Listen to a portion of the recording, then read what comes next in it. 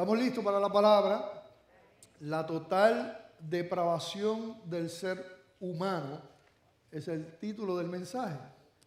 La total depravación del ser humano, y esto es parte de lo que conocemos como las doctrinas de la gracia. Doctrinas de la gracia.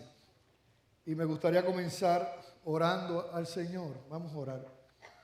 Padre, te damos gracias por este día. Te damos gracias por tu palabra. Una vez más, Señor, te pido que me cubras con tu gracia y que pueda ser sensible a tu voz, a lo que tú quieres impartir, Señor. Que todo esté conforme, Señor, a tu palabra. Mira cada corazón que está aquí, Señor. Mira a aquellos que aún, Señor, no han rendido sus vidas a ti. Que creemos, Señor, y esperamos y oramos que tú tengas propósitos eternos con ellos. Y te pedimos que toques sus corazones, Padre. Que si aquí hay algún hijo tuyo, Señor, alguna hija que se ha alejado de tus caminos, que hoy sea el momento, el día, para regresar a casa también, Señor.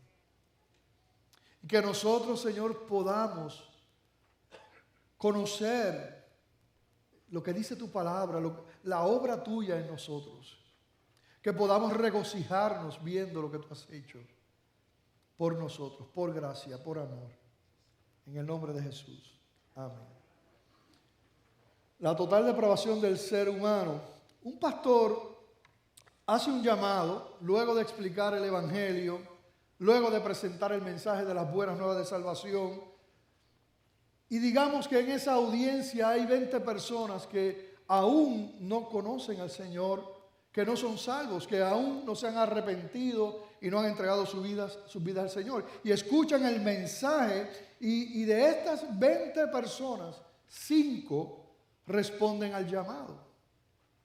5 responden a ese llamado arrepentidos y para propósitos de la ilustración verdaderamente arrepentidos por su pecado, reconociendo que no hay otro camino, que solamente Cristo salva y rinden sus vidas al Señor. Sin embargo, de esos 20 dijimos 5 responden y los otros no responden. Escucharon la misma palabra, pero no responden. Quizás, ¿verdad? Respondieron 5 en este ejemplo, pudo haber sido 3, pudo haber sido ninguno, pero ¿qué es lo que ocurre con eso? ¿Por qué unos responden y otros no responden? ¿Es que unos son más buenos que otros? ¿Es acaso que unos son más sensibles que otros? ¿Será que algunos son más inteligentes que otros?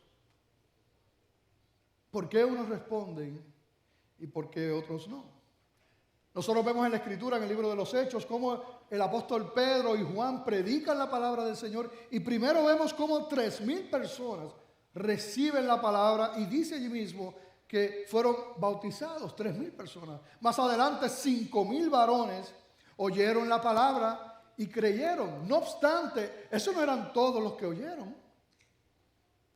De los que oyeron también fueron los que los llevaron delante de las autoridades eclesiásticas contrarias a la palabra. Allí los llevaron ante el concilio y habían escuchado la misma palabra. Hay algo que conocemos como llamamiento eficaz. Y esta frase, llamamiento eficaz, no la encontramos en la Biblia, pero sí representa una verdad bíblica que utilizamos en la teología reformada. Y lo que quiere decir este llamamiento eficaz es de cómo Dios, escucha bien, cómo Dios llama soberanamente a pecadores de manera que ellos son movidos al arrepentimiento y la fe al conocer la majestad de Cristo. Así que ese llamamiento eficaz lo que implica es cómo Dios llama en su soberanía a unos pecadores que entonces son movidos por Él al arrepentimiento y a la fe en Cristo.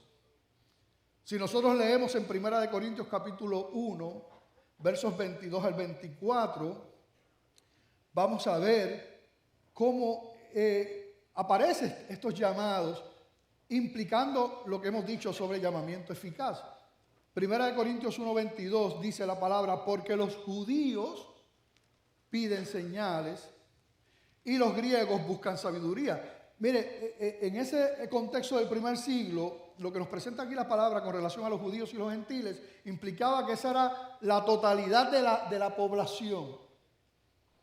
Los judíos religiosos y entonces los griegos, los gentiles no religiosos. Dice, los judíos piden señales y los griegos buscan sabiduría, pero nosotros predicamos a Cristo crucificado, para los judíos ciertamente tropezadero y para los gentiles locura. Ellos predicaban ¿a quién? A Cristo crucificado, el mensaje de la palabra, el evangelio, el corazón del evangelio sabemos que es Cristo. Todo apunta a su sacrificio en el Antiguo Testamento y nosotros que estamos en el Nuevo Testamento miramos a ese sacrificio. Es el corazón del evangelio. Predicamos a Cristo crucificado. Y dice, ahora judíos es un tropezadero porque ellos tenían su religión. Ellos estaban contentos con ellos mismos y con sus obras. La realidad es que cuando tú ves lo que ellos hacían y ves la palabra, realmente ellos habían destronado a Dios en su corazón y estaban ellos como centro en su religión. Ese era su Dios, su religión. Así que para los judíos era un tremendo tropezadero por causa de su religión. Y dice, y para los gentiles era una locura. Era una locura. Mira, que creer en Cristo, en un hombre que te puede salvar, porque la gente no entiende. El hombre natural no entiende, que es parte de lo que vamos a estar viendo hoy. Para los judíos, además, ¿cómo es esto que el Salvador es uno que crucifican? Que le han abofeteado, que han escupido su rostro. ¿Cómo es eso? Porque ellos esperaban a un revolucionario. Pero mira lo que dice el versículo 24. Mas para los llamados, así judíos como griegos, Cristo, poder de Dios y sabiduría de Dios.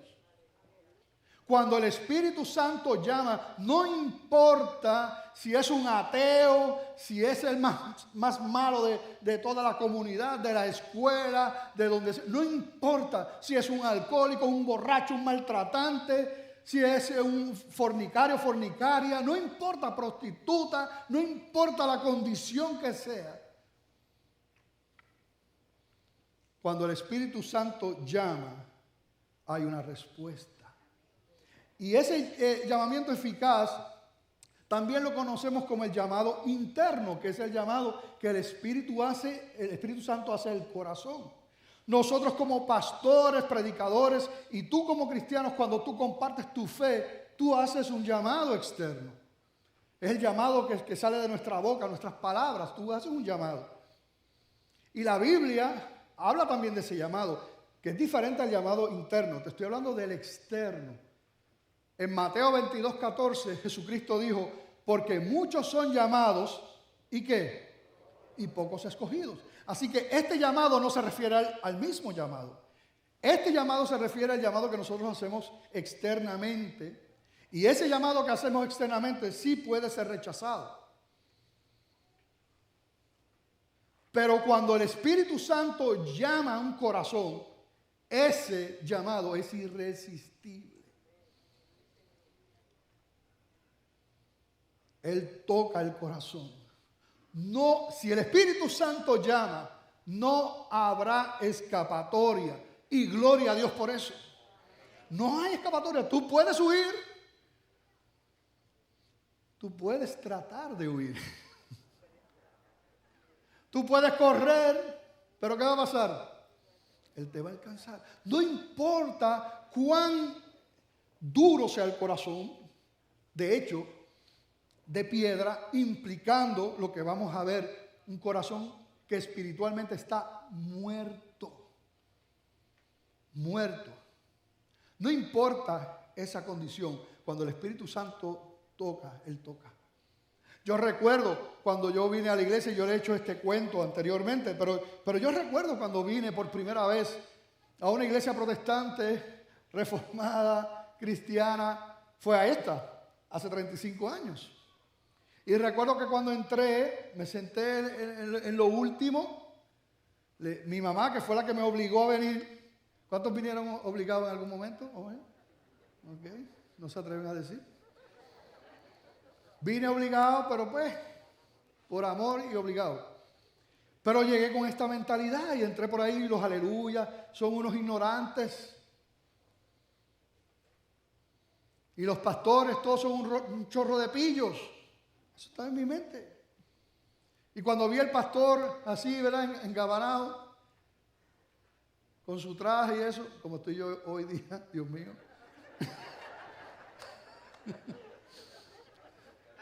Yo dije, muchacho, ese está bajando un billete. Así estaba yo sentado, esos eran mis pensamientos. Y hay un refrán que dice que el que no quiere caldo, le dan 3 tazas. Los que son más moderados dicen 2 tazas.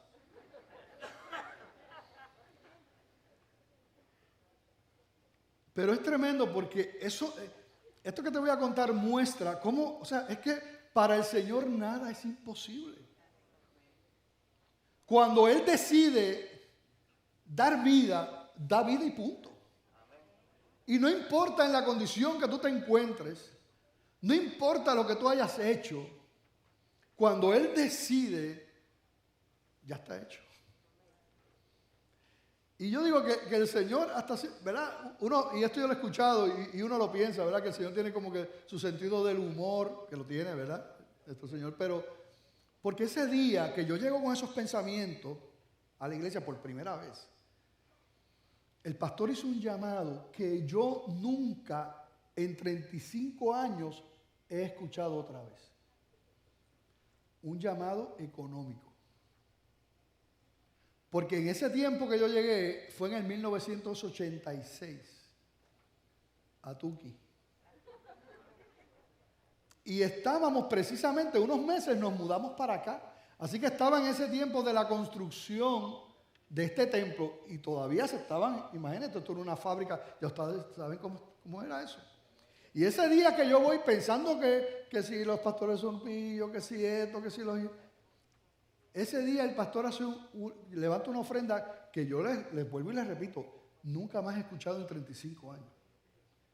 Porque él entonces empezó a recoger una ofrenda especial pro templo y poniendo cantidades. ¿Cuántos van a dar más de esto? Y la gente levantando la mano, yo decía, los tiene dormidos.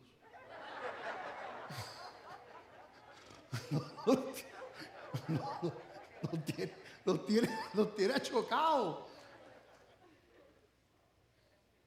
Yo decía, mi madre, otra ofrenda más. Ay, santo. No dije santo, me imagino, pero.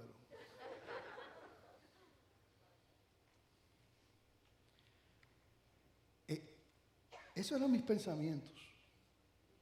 Después empieza a predicar la palabra del Señor. Y el Espíritu Santo había decidido llamarme internamente. Y yo recuerdo la lucha, sentado allí. Yo decía, de verdad que este Señor tiene un poder de convencimiento increíble. Y yo me aferraba a aquella silla.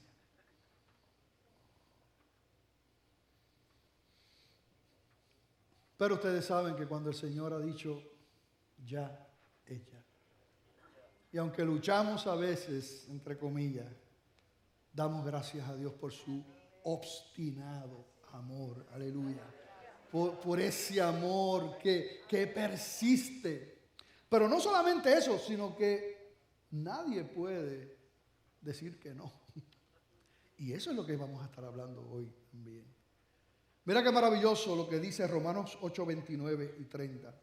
Dice, porque a los que antes conoció, también los predestinó para que fuesen hechos conformes a la imagen de su Hijo, para que Él sea el primogénito entre muchos hermanos. Y a los que predestinó, a estos también llamó. Y a los que llamó, a estos también justificó. Y a los que justificó, a estos también glorificó. Esto es conocido en teología, la cadena eterna de la obra de Dios también lo conocen como la cadena de la gracia soberana, la obra del Señor. Y a cada eslabón se le llama un eslabón de oro dentro de esa cadena del Señor. Pero lo que vemos aquí es que el Señor es el que hace todo. Cuando dice ahí en el versículo 29, a los que antes conoció, lo que está implicando es que aún antes de la fundación del mundo, Él conoció a los suyos. Y a esos dice que los predestinó, que estableció un propósito para sus vidas, que se cumpliría escogidos por Él. Y dice que no solamente los conoció y los predestinó, los escogió, sino que también los llamó. Ese llamado es el llamado que estamos hablando del Espíritu Santo, el llamado eficaz, el llamado interno. Él los llamó, y a los que llamó, a esos justificó. Y a los que justificó, a esos también glorificó. Todavía nosotros no disfrutamos de un cuerpo glorificado. Claro, ya lo tenemos en términos posicional, ¿verdad? Porque como dice la Escritura, nosotros, los hijos de Dios, los que han nacido de nuevo, dice la palabra que están sentados en lugares celestiales con Cristo Jesús. Así que también todo, hasta ese momento de nuestros cuerpos glorificados, todo ha sido ¿por quién? Por Él. La obra ha sido de Él, solamente de Él. Nosotros lo único que hemos puesto nosotros en toda esta cadena, en toda esta obra, lo que tú y yo hemos puesto es nuestro pecado y nuestra rebelión. Pero claro, su amor, su gracia, su poder y sus designios son más fuertes que cualquier otra cosa. Gloria a Dios por eso. Quiero presentarles un PowerPoint con relación a los 5 puntos del calvinismo. Simplemente mencionar algo porque este tema, la total depravación del hombre, del ser humano que estamos viendo hoy, es parte de estas doctrinas de la gracia. Claro, no solamente son estos 5 puntos que vemos en el calvinismo lo que representan las doctrinas de la gracia, son muchas más, pero ciertamente es lo que realza la doctrina reformada y los puntos, ¿verdad?, sobre la gracia, estos 5 puntos del calvinismo. Y es lo que se conoce con ese acróstico TULIP, ¿verdad? En inglés. Cuando piensan en tulip,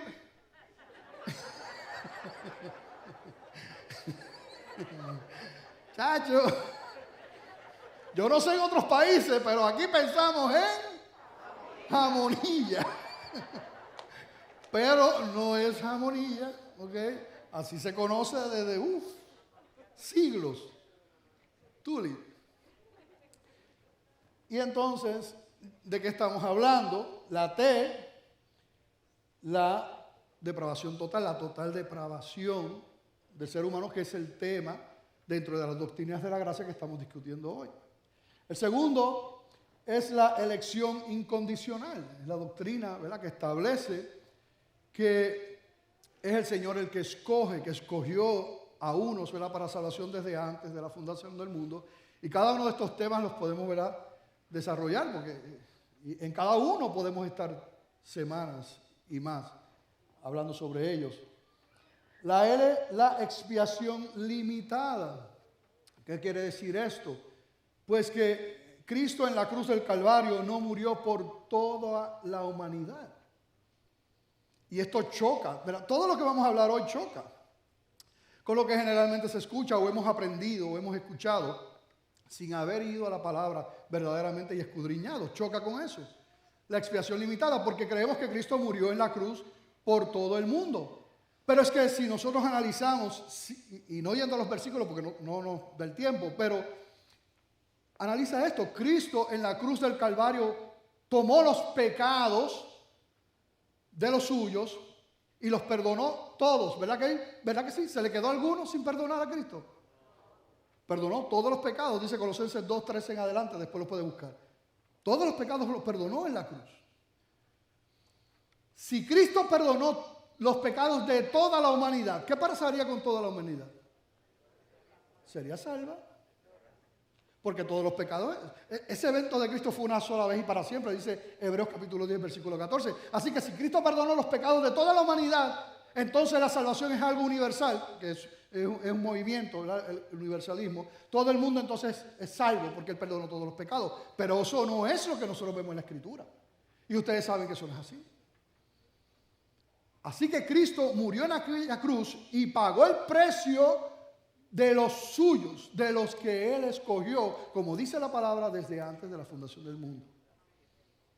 Porque yo te voy a decir otra cosa. Si Cristo quería que todo el mundo se salvara y Él perdonar los pecados de todo el mundo en la cruz del Calvario, y obviamente tú sabes muy bien y yo sé muy bien que no todo el mundo es salvo, pues entonces tenemos otro problema terrible teológico, porque un Dios supuestamente todopoderoso no pudo cumplir lo que Él quería de salvar a todo el mundo.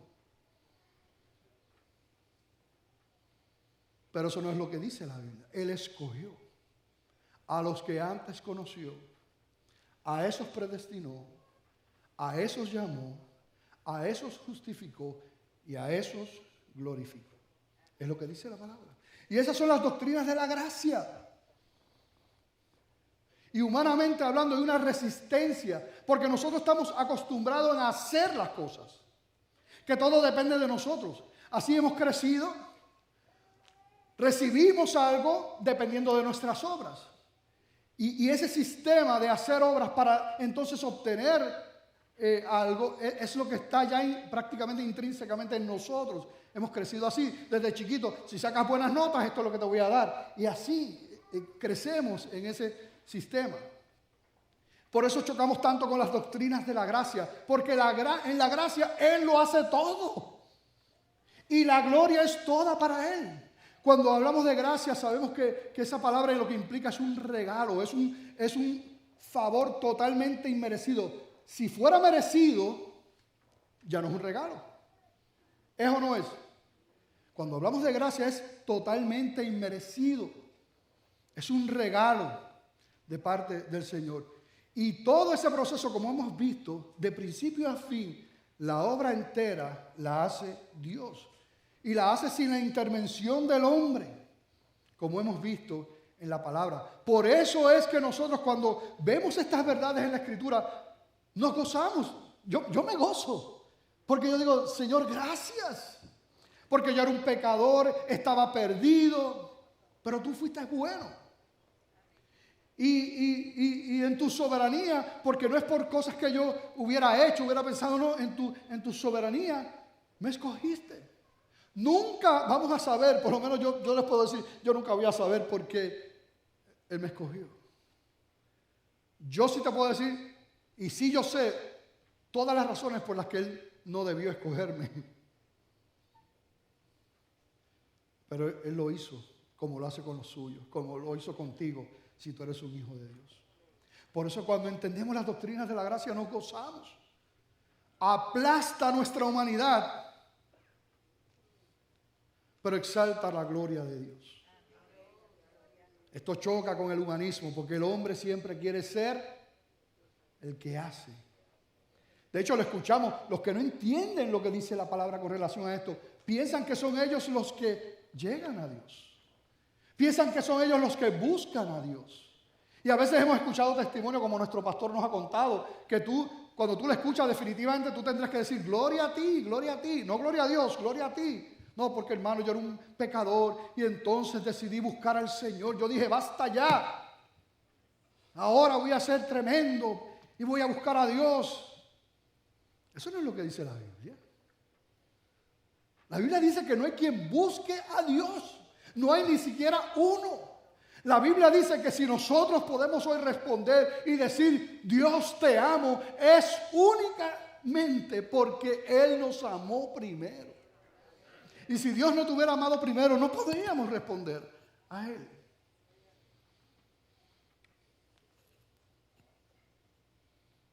El gran problema que veremos hoy, para aquel que no ha nacido de nuevo, para aquel que todavía no es cristiano, para aquel que todavía no le ha entregado su vida a Cristo, lo que la Biblia le llama el hombre natural, como nace toda persona, el hombre natural, nada puede hacer para cambiar su condición de muerte espiritual.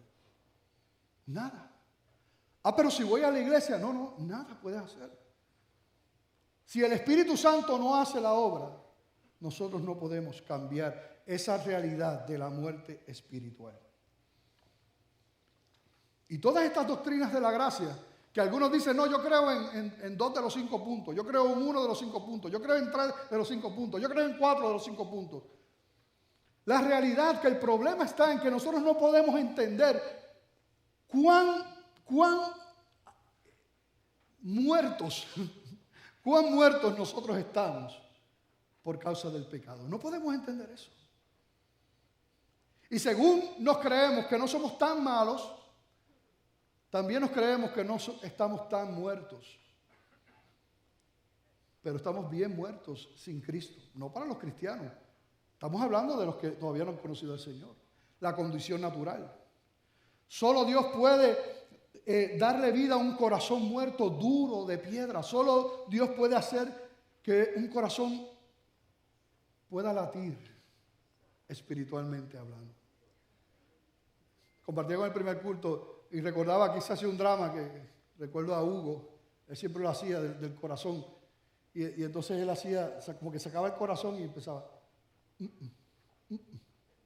Como si fuera el corazón, tú sabes. Un corazón de piedra, como dice la Escritura, no puede latir a menos que sea resucitado por el Espíritu Santo. Todos los que tengan ese corazón, sáquenlo ahora en la mano ahí, vamos conmigo, vamos.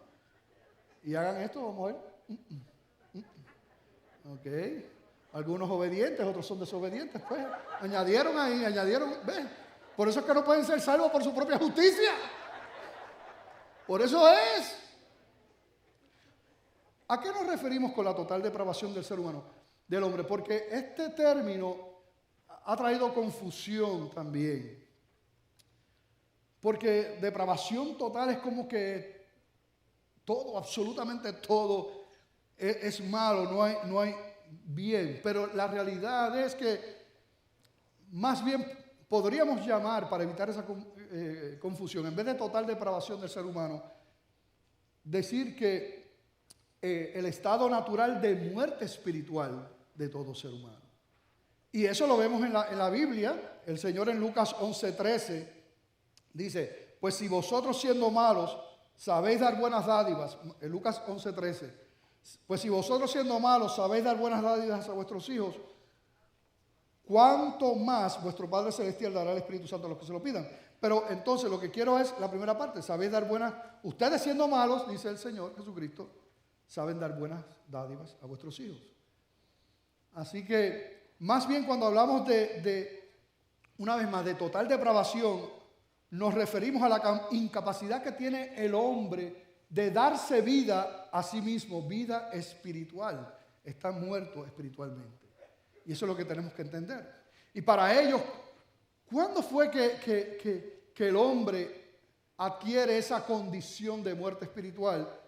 Pues en el huerto del Edén, ahí comienza, con lo que nosotros llamamos el pecado original. Yo quiero que vayan conmigo a Génesis 2, solamente 2 versículos, vamos a ver 16 y 17, para ver qué pasó allí. El Señor dice lo siguiente, y mandó Jehová Dios al hombre diciendo, de todo árbol del huerto podrás comer, mas del árbol de la ciencia del bien y del mal no comerás, y viene la sentencia. Porque el día que de él comieres, ¿qué va a pasar? Ciertamente morirás. Y el ser humano, Adán y Eva, desobedecen y pagan la consecuencia de la muerte. Yo me imagino que cuando ellos no murieron de inmediato físicamente, ellos dijeron, mira, es como dijo la serpiente. Porque mira, aquí estamos. Sin embargo, la realidad es que la caída del ser humano en el huerto del Edén fue total, no fue parcial. Tanto espiritualmente, del alma y del cuerpo, sufrieron las consecuencias. Antes de eso no tenían por qué morir. Estaban en una comunión perfecta con Dios. Pero entonces aún la muerte física viene como consecuencia del pecado. Pero lo más terrible obviamente es la muerte espiritual. Y es importante entender estas cosas porque si nosotros diagnosticamos mal la enfermedad, vamos a utilizar medicinas incorrectas para intentar ver una sanidad. Y eso pasa cuando nosotros no comprendemos la condición en la que se encuentra el ser humano. No solamente, y si tú que estás aquí no le has entregado tu vida a Cristo y estás entendiendo y te estás preguntando, ¿y dónde estoy yo? Eso es una obra que hace el Espíritu Santo. Pero para nosotros los creyentes también poder entender que nosotros no somos quienes podemos convertir a nadie, ni convencer a nadie. Eso es una obra que la hace el Espíritu Santo. Y entender eso me hace a mí evangelizar bíblicamente y llevar el mensaje y hacer el llamado externo que me corresponda bíblicamente, sabiendo que el Espíritu Santo es el que toca. Cuando uno no entiende esto, y a lo mejor ustedes han escuchado esos llamados, que uno piensa que de alguna manera depende de nuestras capacidades y de mi intelecto y de cómo yo pueda convencer y manipular a la gente para que responda. A veces uno escucha llamados que empiezan suavecitos. Mira, Cristo te ama, tú eres pecador, tienes que arrepentirte, sin arrepentimiento no hay salvación, tienes que hacerlo públicamente, reconoce al Señor, y tú empiezas a hacer el llamado y nadie responde. Cuando tú crees que depende de ti, pues tú empiezas, ¿qué pasa? Y es lo que uno ha visto a veces por ahí, se empieza a apretar ¿verdad? Te estoy diciendo que si no te conviertes te vas para el infierno. Hijo del diablo. Arrepiéntete. Entonces, y uno empieza porque uno de alguna manera piensa que depende de uno. Cuando uno sabe que si el Espíritu Santo no está llamando, de nada sirve el llamado mío. Uno descansa. Porque es el Señor el que obra. Volviendo a la condición que pasó a todos los hombres, que vamos a ver, por causa del pecado, esa muerte espiritual pasó a todos los hombres. ¿Qué pasa entonces? El hombre natural no es uno que se está ahogando, porque a veces uno escucha estas ilustraciones. Mira, imagínatelo allí, esta persona, tú que estás perdido, te estás hundiendo en el mar del pecado y estás ahí, y entonces, y mira, hay que salvarlo porque está ahí. Dice, no, él no está ahí a punto de ahogarse. Él está en el fondo del mar ahogado hace rato, allá abajo. No es uno que mira, no, que tú perdido, es como uno que bendito, que está en intensivo ahí, que está a punto de morir, está en intensivo, que es cierto. No está en intensivo. ¿Dónde está? ¿En dónde está? En la morgue, en el cementerio. Está muerto. Dice la palabra muerto, totalmente muerto, espiritualmente. Cuando preparaba esto, me recordaba de Luis, ¿verdad? En uno de los cuentos de... Los pastores hacen eso yo lo he aprendido, ¿verdad? Que ponen en vergüenza a los hijos con los cuentos de ellos, eso es parte del pastorado. Pero Luis, cuando era chiquito, mira, yo nunca he tocado un muerto. ¿Alguno de ustedes? ¿Quién ha tocado un muerto aquí? Okay. ¿Cuántos nunca han tocado un muerto? Okay. Y hay otros que no saben, esperamos que, ¿verdad? Pero un día estamos así, regresando de un funeral, y vamos en el carro, y Luis, chiquitito, era bien chiquitito, tenía como 6 años, 5, no sé, chiquitito. Dice, oye, los muertos son bien duros y bien fríos. Él fue allí y tocó, lo que yo nunca me atreví a ver, y lo tocó. Eso lo podemos entender. Pues mira, así mismo, entiende esto, así mismo es espiritualmente. Cuando la Biblia dice que el hombre natural está muerto, está totalmente muerto. Incapaz de responder a Dios, sin la intervención de Dios.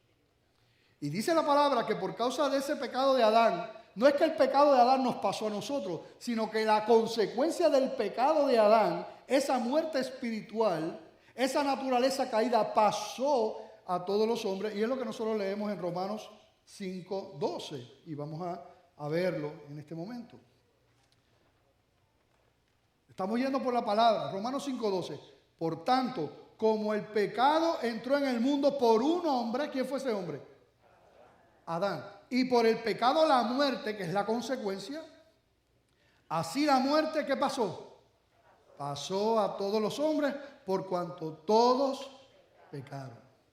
Así que todos nacen con esa naturaleza, muertos al pecado. Y hay alguien que podría decir, bueno, ¿y qué del libre albedrío? El libre albedrío es otro concepto que no encontramos en la palabra como tal, pero que las personas lo utilizan pretendiendo, no, pero es que yo tengo la libertad de escoger y de escoger a Dios si yo quiero y de agradar a Dios, yo tengo esa libertad. Bueno, yo tengo que decirte que a Adán y a Eva le fue dada esa libertad. Ellos no habían pecado. Dios les dio la oportunidad de escoger. Ustedes escojan. ¿Y qué decidieron ellos? Decidieron pecar. Pero después de Adán y Eva, todos los que nacen ya nacen con esa inclinación hacia el pecado, hacia el mal. Todos. Eso que dijo Rousseau, que el ser humano es bueno y es la sociedad la que lo corrompe, eso no es así, bíblicamente hablando. Y yo me imagino que él no tuvo hijos. Porque si tú tienes hijos chiquititos de meses y tú tienes dos y viene un amiguito, mira, y tú le das un juguetito, se agarran a las trompas ahí mismo, mostrando egoísmo y todo eso, falta de consideración. Eso es pecado desde pequeñito. O tú ves en los supermercados los bebitos chiquititos dándole galletas a los papás. Y no de alegría.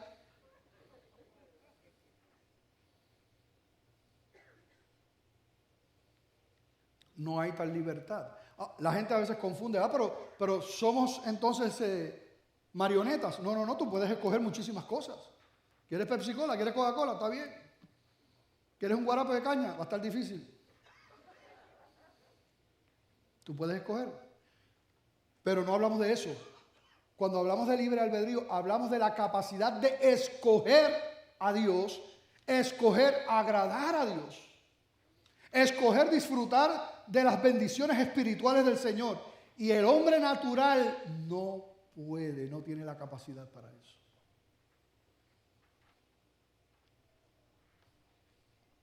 Y eso le molesta a algunos.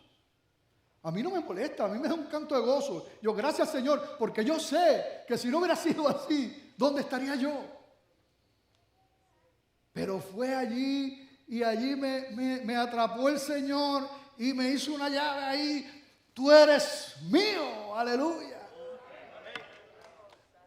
Lo mismo hizo contigo si eres un hijo de Dios.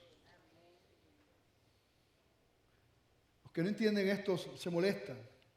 Y quiero leerles algo que escribió R.C. Sproul, tremendo teólogo, hombre de Dios, ya partió con el Señor.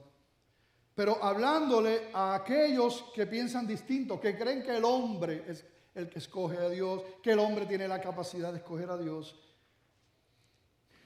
Y dice lo siguiente: los hombres pueden salvarse, ¿verdad? Dicen estas personas que creen que el hombre puede escoger a Dios, etc. Dicen, los hombres pueden salvarse si ellos quieren. Y dice Sproul, respondemos, mi querido Señor, todos creemos en eso. Pero es precisamente en el si ellos quieren donde está el problema. Afirmamos que nadie puede venir a Cristo a menos que sea traído. No lo afirmamos nosotros, sino que el mismo Cristo lo declara así. Él dijo, y no queréis venir a mí para que tengáis vida. Y mientras ese no queréis venir permanezca en la Santa Escritura, Cristo nunca podrá ser convencido de creer en ninguna doctrina de la libertad de la voluntad del hombre. Ese es el problema. Si el Señor nos dejara a nosotros para buscarle, para arrepentirnos, para darnos vida, ninguno vendría. Somos incapaces. Cuando nosotros vemos la Escritura, vamos a ver un patrón desde Génesis hasta Apocalipsis. Siempre vamos a ver que el hombre natural no puede buscar a Dios. Que el hombre natural está en una lucha, no viene a Dios, no puede agradarlo, no puede darle gloria. Pero también vamos a ver otro patrón en la Escritura, y es que el Dios soberano sigue interviniendo según su voluntad. Aleluya. Y por eso estamos aquí hoy día. Por su maravillosa y gloriosa intervención. He hablado mucho, pero quiero que leas conmigo ahora unos versículos. Así que, como yo les digo, nos abrochamos los cinturones y vamos a ver qué nos dice la palabra. Amén. ¿Están listos? El hombre natural es esclavo de Satanás y del pecado. Vamos a leer lo que dice 2 de Timoteo 2, 24 al 26. 2 de Timoteo 2, 24 al 26. Y voy rapidito porque si no, no nos da tiempo. Porque el siervo del Señor no debe ser contencioso, sino amable para con todos, apto para enseñar, sufrido, le está hablando a los cristianos, que con mansedumbre corrija a los que se oponen. Y mira lo que dice aquí. Por si quizá Dios les conceda que se arrepientan para conocer la verdad. ¿Quién es el que concede? Dios le conceda para que se arrepientan para conocer la verdad. Y el próximo. Y escapen del lazo del diablo en que están cautivos a voluntad de él. El hombre natural es esclavo de Satanás. Y a menos que Dios conceda arrepentimiento, no podrán escapar de ese lazo en que están cautivos por causa del diablo. Vamos a leer otro más. El hombre natural está ciego y sordo. Marcos 4, 11 y 12. Jesucristo dijo: a vosotros os es dado saber el misterio de del reino de Dios. Mas a los que están fuera, por parábolas, todas las cosas, para que viendo vean y no perciban, y oyendo oigan y no entiendan, para que no se conviertan y les sean perdonados los pecados. Él es el Dios soberano y quien decide. El hombre natural carece de entendimiento espiritual. Y este versículo lo hemos leído muchas veces. 1 Corintios 2:14, pero es un versículo clave e importante. Pero el hombre natural, ¿verdad? El hombre que como nace, ya dijimos, con esa naturaleza caída, que no ha conocido a Cristo, no percibes las cosas que son del Espíritu de Dios. Porque para él son ¿qué? Locura. Y no las puede entender. Dice ahí que no las quiere entender. ¿Qué dice? No las puede. No es que no quiera, es que no las puede entender.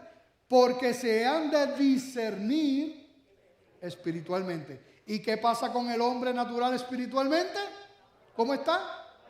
Muerto. No puede. De la misma manera que un muerto físico no puede responder a nada, de la misma manera un muerto espiritual no puede responder a nada. Es incapaz.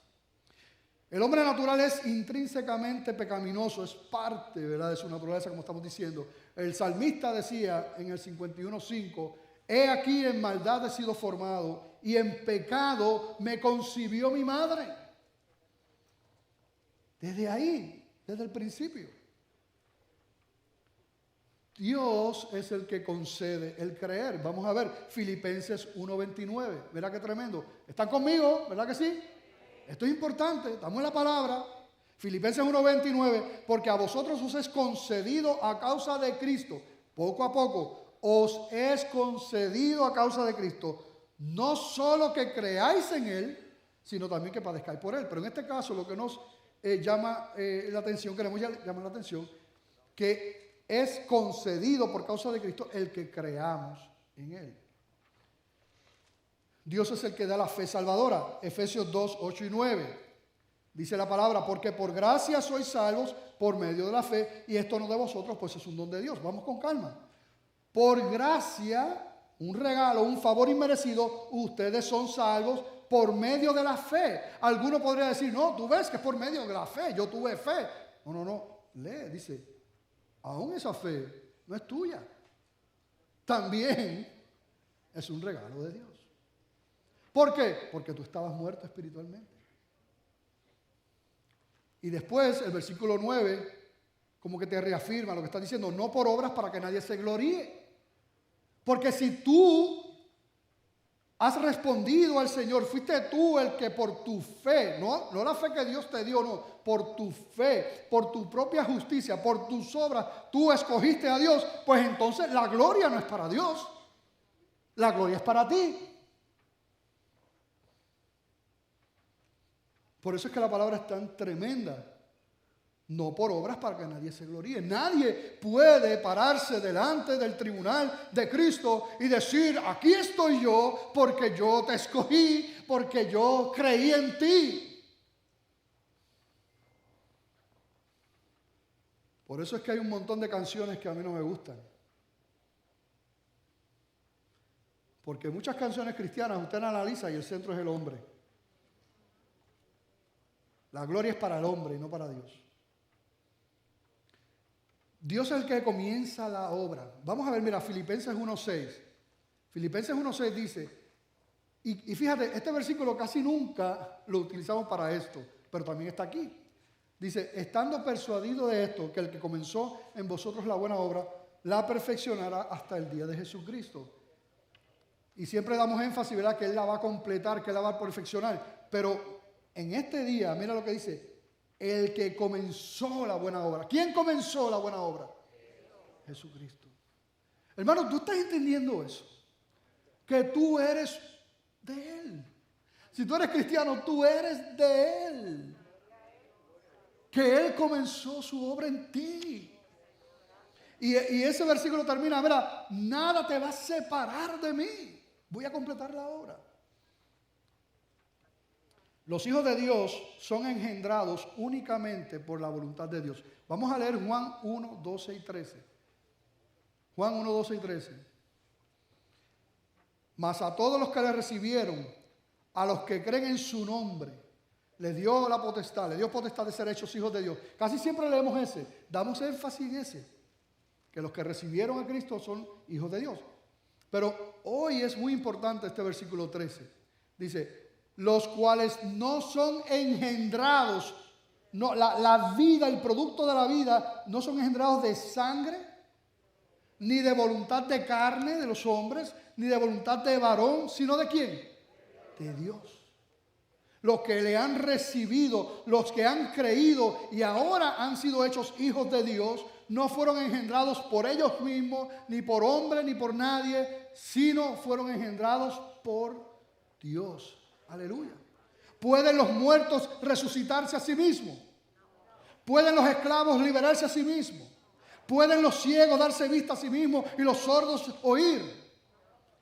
¿Pueden los que carecen de entendimiento espiritual, que están muertos, enseñarse a sí mismos o darse vida a sí mismos? ¿Pueden? No pueden, ciertamente.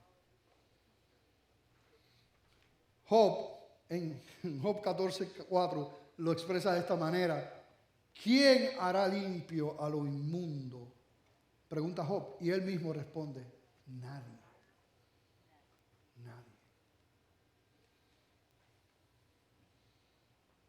¿Cuántos alardeando de disque su santidad se acercan a Dios? Esos que vengan de esa manera es todo lo contrario.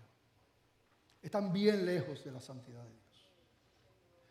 Cuando nosotros verdaderamente podemos reconocer por la gracia de Dios su santidad, su presencia, su grandeza, ¿tú sabes lo que pasa? Caemos postrados delante de Él. Perdóname, Señor.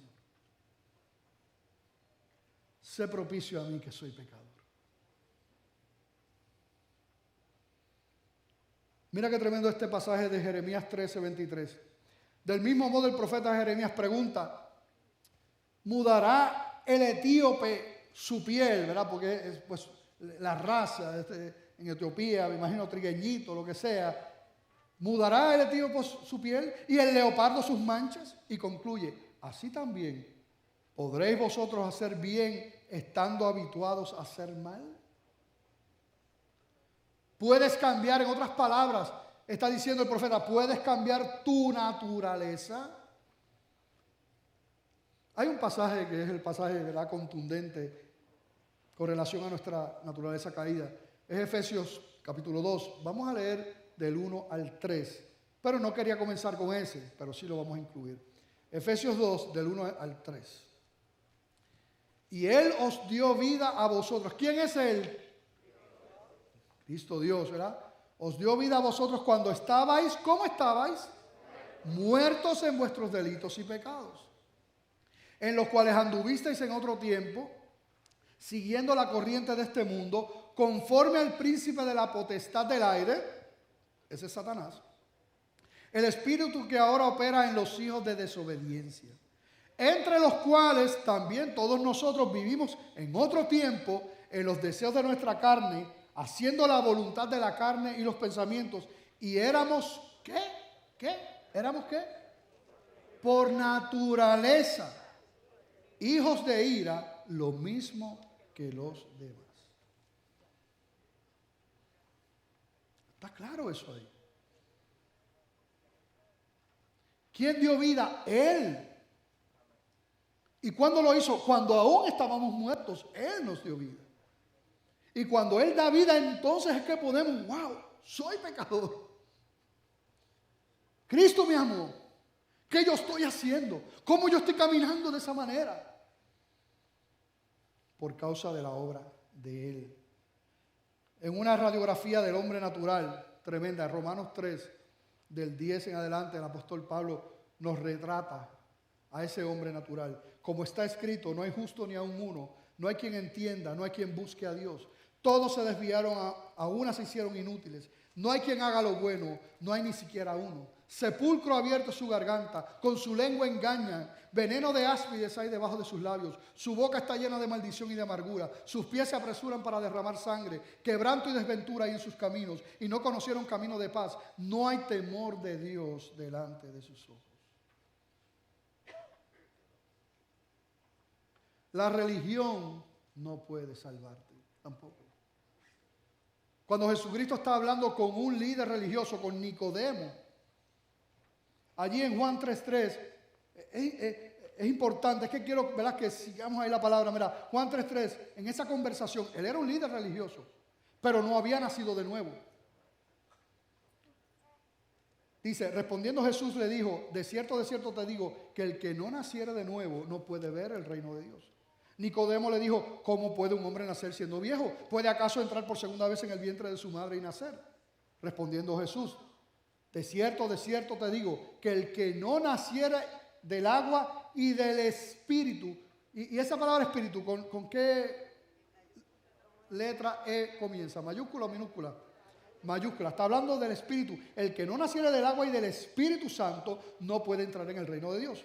Y mira lo que dice el 6, lo que es nacido, se me fue ahí ok, lo que es nacido de la carne, carne es. Y lo que es nacido de qué? Del espíritu, espíritu es. Son dos cosas aparte.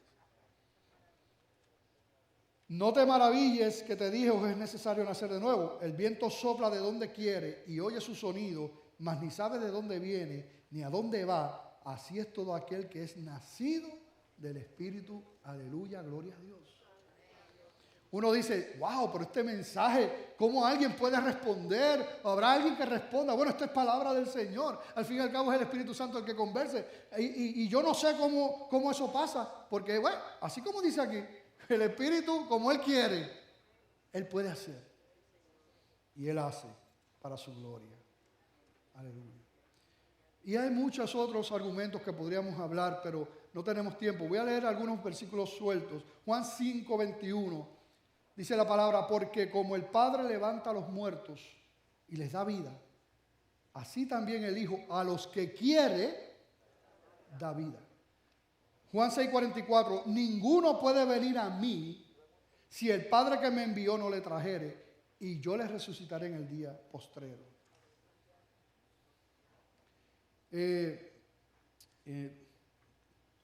Proverbios 29, estoy saltando por el tiempo. ¿Quién podrá decir, yo he limpiado mi corazón, limpio estoy de mi pecado? ¿Quién? En su propia justicia, nadie. Pero hay una buena noticia. Eso es una realidad de la condición del ser humano. Pero la buena noticia es que el Señor sigue obrando y salvando gente. Y yo les voy a probar, mira, todo lo que hemos hablado aquí es la palabra de Dios, es la verdad. Estábamos muertos en delitos y pecados, pero yo te quiero mostrar la evidencia de la buena noticia. ¿Ok? De la buena noticia. El exhibit que traigo hoy ¿Cuántos están listos?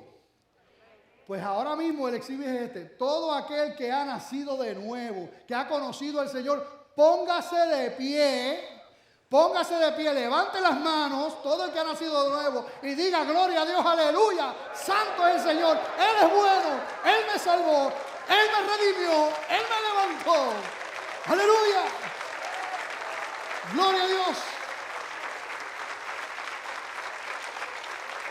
Este es el exhibit. Dios sigue obrando, no importa la condición del ser humano, Él tiene poder para dar vida y dar vida abundante. Aleluya, se pueden sentar. Termino con esta lectura en Tito 3, del 3 al 7. Mira qué hermosa lectura, parte de la buena noticia. Porque nosotros también éramos en otro tiempo insensatos, rebeldes, extraviados, esclavos de concupiscencias y deleites diversos, viviendo en malicia y envidia, aborrecibles y aborreciéndonos unos a otros.